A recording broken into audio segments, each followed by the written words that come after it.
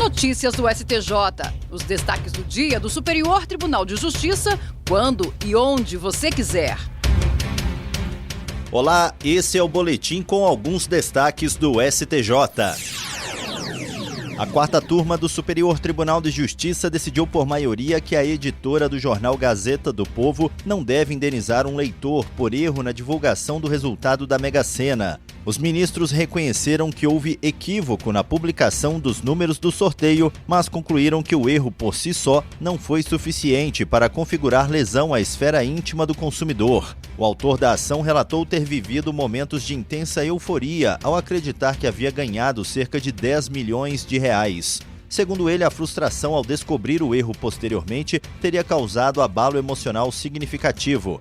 Em primeira instância, o pedido de indenização foi negado. O juiz considerou que o resultado poderia ter sido conferido em fonte oficial, afastando o nexo direto entre a falha e o dano alegado. O Tribunal de Justiça do Paraná, no entanto, reformou a sentença e fixou indenização de R$15 mil, reconhecendo o transtorno psicológico sofrido pelo autor. No recurso ao STJ, a empresa alegou que o erro foi corrigido rapidamente e que o caso se tratava de mero aborrecimento cotidiano, não passível de compensação financeira. O colegiado da quarta turma deu provimento ao recurso. A relatora, ministra Isabel Galotti, destacou que o reconhecimento de dano moral exige prova do prejuízo relevante à dignidade, honra ou integridade emocional da pessoa. Segundo ela, não houve exposição pública, constrangimento ou repercussão social capaz de justificar a indenização.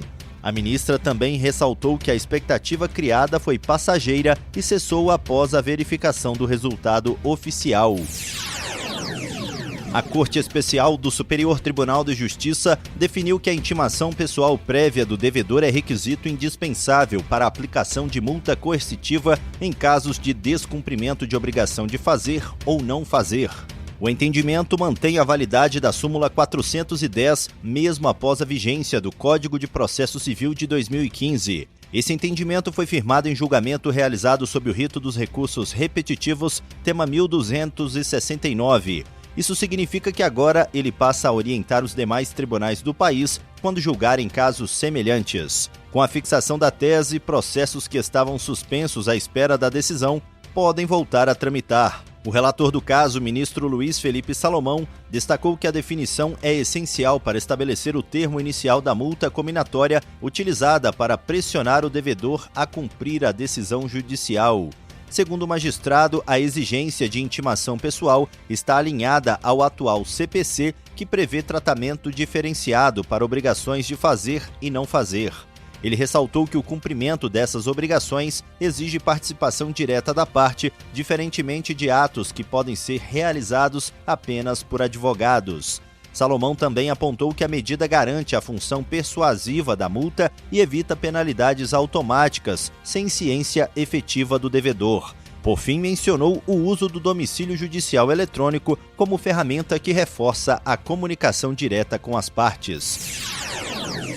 A primeira sessão do Superior Tribunal de Justiça vai definir sob o rito dos recursos repetitivos se é cabível a condenação ao pagamento de honorários de sucumbência em ações rescisórias julgadas procedentes, apenas para adequar decisões à modulação de efeitos fixada pelo Supremo Tribunal Federal no tema 69 da repercussão geral.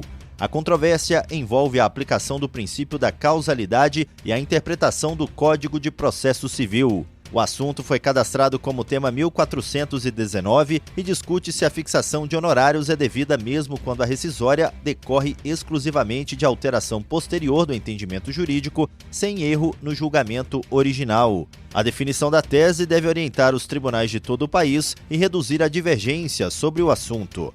A relatoria da ministra Maria Tereza de Assis Moura e o colegiado determinou a suspensão dos processos que tratam da mesma matéria em todo o país, tanto nas instâncias ordinárias quanto no próprio STJ. Os recursos selecionados refletem a recorrência da controvérsia no judiciário. Levantamentos apontam a existência de centenas de decisões sobre o tema, indicando a necessidade de uniformização da jurisprudência. Segundo a relatora, a discussão possui impacto relevante sob o ponto de vista jurídico e financeiro, especialmente para a fazenda pública e demais partes envolvidas.